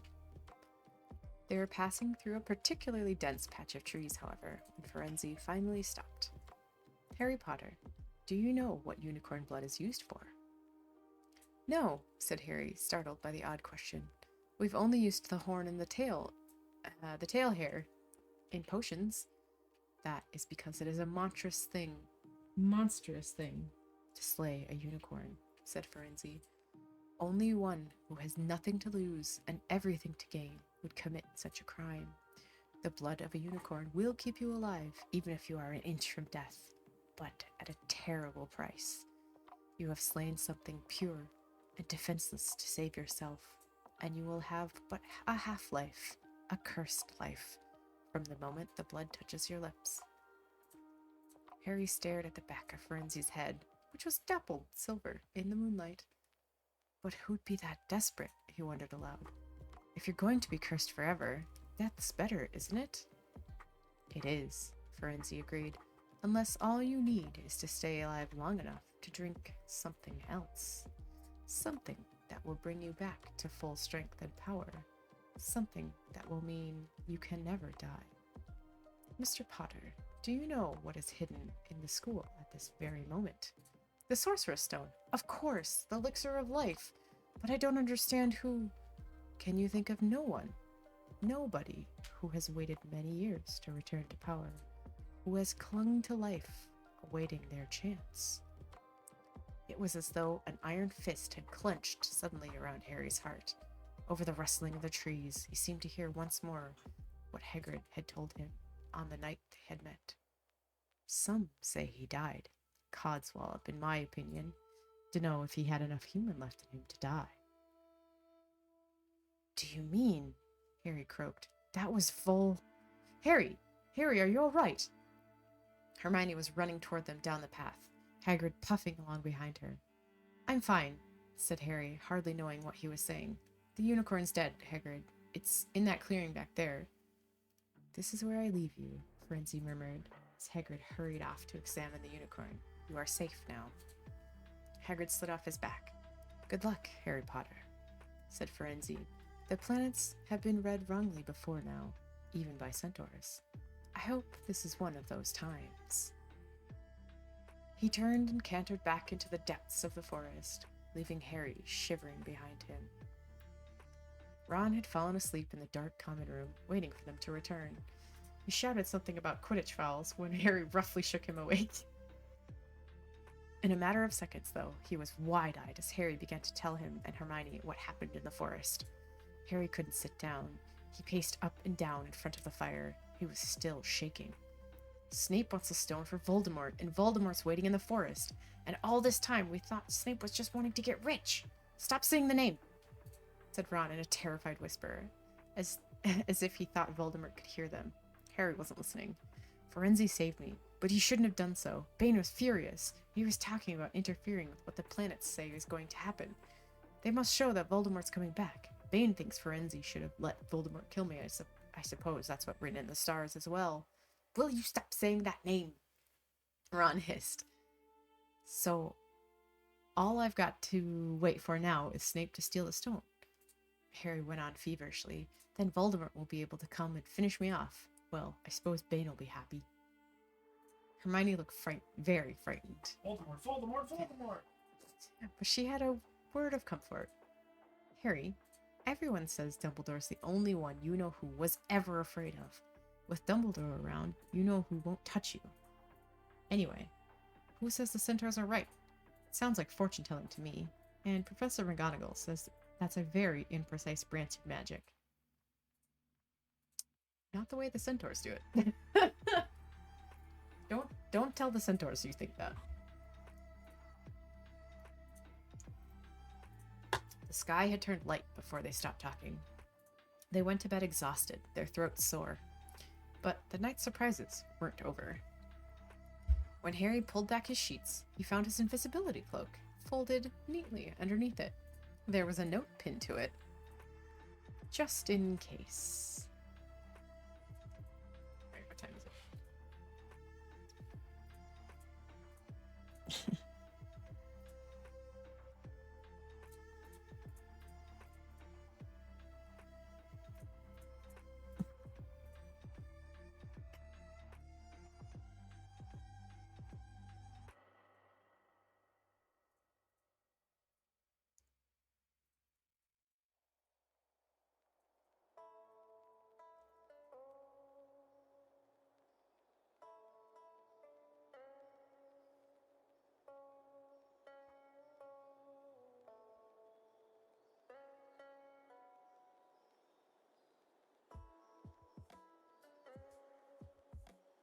Trying to decide if I should read. So, there are 17 chapters in this book. We are currently on chapter 16. Currently chapter what? We are currently on chapter 16. Okay. So, I have to leave in 45 minutes for my monthly meeting. You didn't even tell me about that. Because I forgot until it just popped up on my phone. You probably should wrap up then. So, right? Yes. Okay. So, let me go through my phone, or I should say Kindle on my phone. We go into big mode. Big. Think big. I could like just barely see my hair. There's my hair. It's in a ponytail. Okay. So let's go through, I'm gonna go through my phone and see what it looks like on the, what's it called? It's like illustrated Kindle edition, because you gotta add, I love that I keep looking over at my screen, but my camera's right in front of me now, so I'm like, hello, camera. All right, so this is a bunch of books from the library. Let's see what else we can see. Oh, this is such a sad song. So slow, little soldier boy. These are a bunch of dragon eggs. These are all different dragon eggs. Different types of dragon eggs. There's a Norwegian or Hungarian horntail. Ukrainian ironbilly, that's the blue one. Antipodian opali, I think is what that says. Swedish short snout. Iberian black. Peruvian viper tooth. That sounds very interesting. Chinese fireball. Romanian longhorn. Norwegian ridgeback. And a common Welsh green. Should we see if there's any pictures of the dragon? There's Malfoy being an absolute creeper. Oops. I could... Eh. Oh, here we go. Dragon. Norwegian Ridgeback dragon. Let's see if it'll... Focus on my phone. No, don't focus on that part. Here's its butt. And the back side. Here's the front. Here's the back. I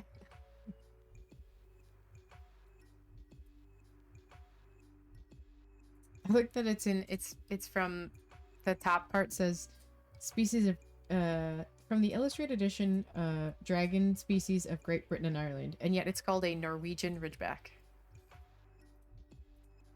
So I would just throw it out there that it's probably from Norway. Oh, here's Fang with his little boo-boo. Got a little tail on. His little tail has got a boo-boo on it. He's bumping his tail. God, that's adorable. So cute.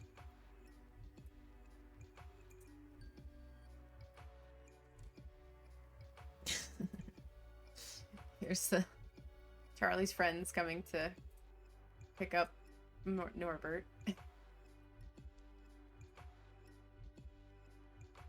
Ooh, maybe we'll get to see...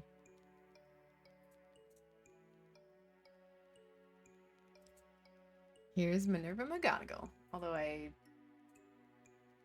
thought she had red hair, but I can't remember now. Whoa. Here's the door. It looks like a mouth.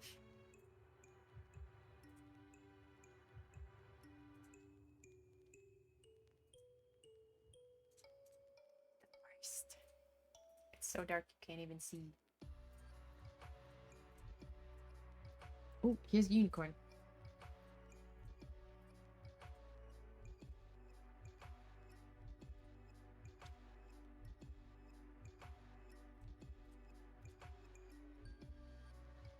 Let's see. Will we see the centaurs? Nope. Nope. That's as far as we got. She got to see the unicorn. Let's see.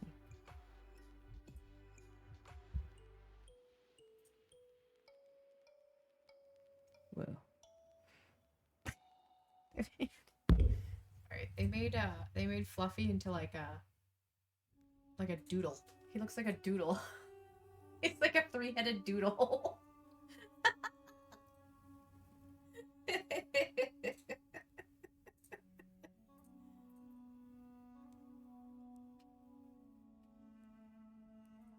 That's hilarious. Wait, now I gotta go back.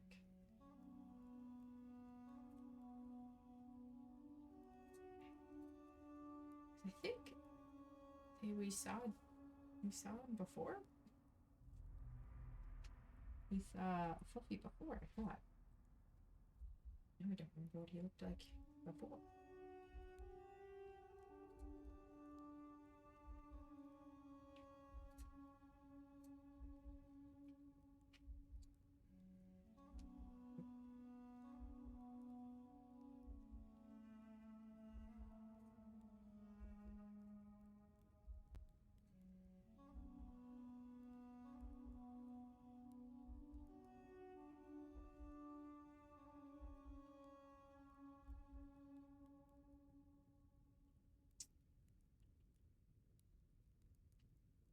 Just looking quickly to see what Fluffy looked like before, if we saw it.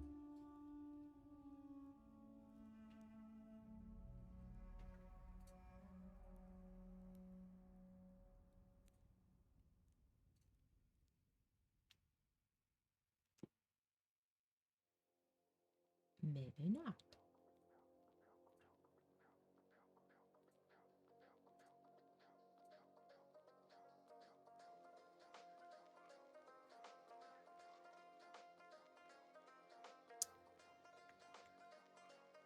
Alright, maybe we didn't see Fluffy before. Alright. So, that was chapters 13, 14, and 15. we have 2 chapters left. So like I said, I would love to keep reading, but I have a meeting I have to go to. But maybe after my meeting, I will come back and I will finish up Harry Potter and the Sorcerer's Stone. Just for you, chat. And then I will work on... What do we have next? Then I have... Maybe I'll bring down my actual illustrated edition and I can show it to you. Because it's big. And then I can bring down my my next illustrated edition and I can show you too. So yeah, we have 2 chapters left in Harry Potter and the Sorcerer's Stone. And then... We just double check. Pretty positive. And then we have... After that... We have...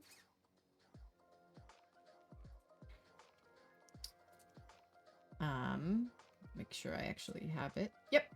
And we have... Next is Harry Potter and the Chamber of Secrets.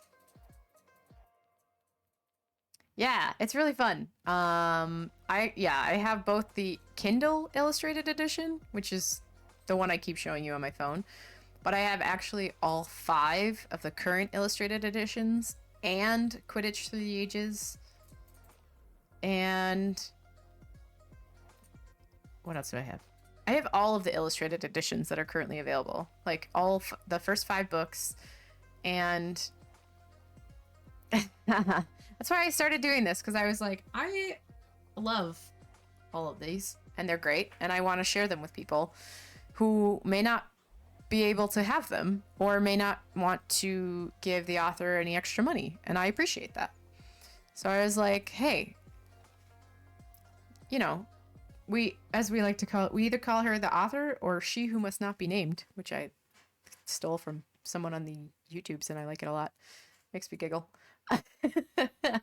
So if you really like Harry Potter and you don't want to give any more money to she who must not be named, you can give me your money, and not your money, just your eyeball money.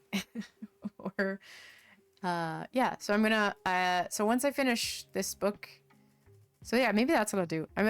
Once I go to my meeting, after I come back from my meeting, I will bring down my illustrated editions, and I'll show you all the illustrations up to, in a quick where are we now, up to, you know, a quick where are we up to now, and then we can finish this book, and we can I can make it, eventually we can start the next book, because, you know, there's only 7 books to get through. So, well, there's 7 books and then there's 3 extra books. So I have the illustrated Tales of Beetle the Bard. I have the illustrated Quidditch Through the Ages, and I have the illustrated Fantastic Beasts and Where to Find Them, as well as the first 5 books illustrated. So hopefully, and they're still working on illustrating the books, but the 6th and 7th book are quite large, so they'll take a hot minute, which is fine.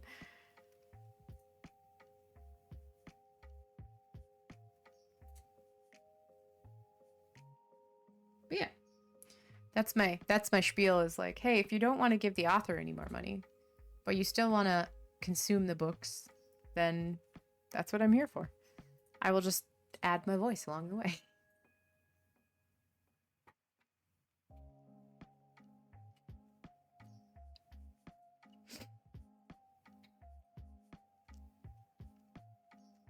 After a while, I thought about having a camera. So instead of having a dog camera and a face camera, I was going to have one of the cameras just be the illustrated books. But then I was like, that's a lot of space, because they're pretty big books. So I was like, that's a lot of space. And then I was like, I knew I could get away with at least just reading the books on my computer and adding my voice to that myself. But I wasn't sure if I could get away with actually showing off the illustrated books. As far as, I mean, I knew I could not get away with it, but like I knew I'd be fine on Twitch, but if I were to, because I'm gonna put all of my videos just up on YouTube, to so that you could just listen to them without having any ads at all. Because I don't remember if Twitch has ads in the VODs. I think it does, but so all of the things to be said. I'm currently working on getting my VODs together, so that I can put it all up on YouTube's.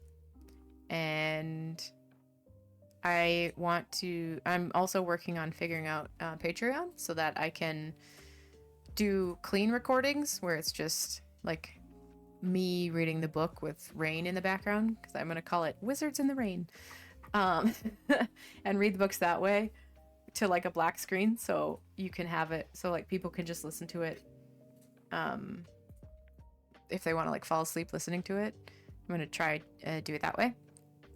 But I'm pretty sure, I'm not positive, but I think that I've seen other people have that get taken down before, but we'll see. So I want to do a Patreon so that I can do clean recordings, and then if you're a member of the Patreon, you can just get access to those.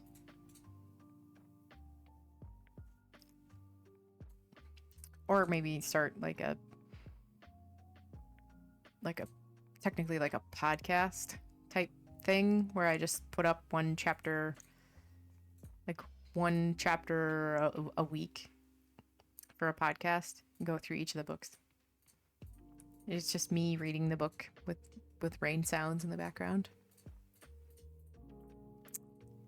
Those are my ideas. I haven't figured that out yet. Still working on it. But yeah. Alright. All that being said, I have got to get going and get the puppies ready to go to a meeting. Yay, volunteering.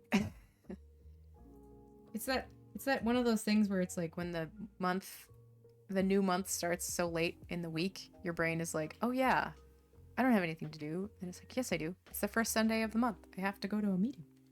Completely forgot about it. Yes. All right. So thank you everyone so much for coming. If you're watching the VOD, thank you so much for watching. I super appreciate you. If you're new here, feel free to shoot me a follow. We are working our way through all the Harry Potter books. And once we get through all of that, we will do something else. Probably Jurassic Park next. But that's like 6 books from now. So we got plenty of time. We got a minute. So if you guys think of anything else, guys and gals, those who have no preference whatsoever, we're good for that. As one of the YouTubers I follow call them my Alphabet Mafia followers. I love you. If you want me to read a certain book, let me know. What else do I have? But yeah, we're going through all the Harry Potter books first. Then probably Jurassic Park. And then I also have Wind in the Willows and some other books. So if you think of a book that you would really like me to read, please let me know. You can shoot me a whisper or you can talk to me on Discord. So, all that being said, thank you so much for coming.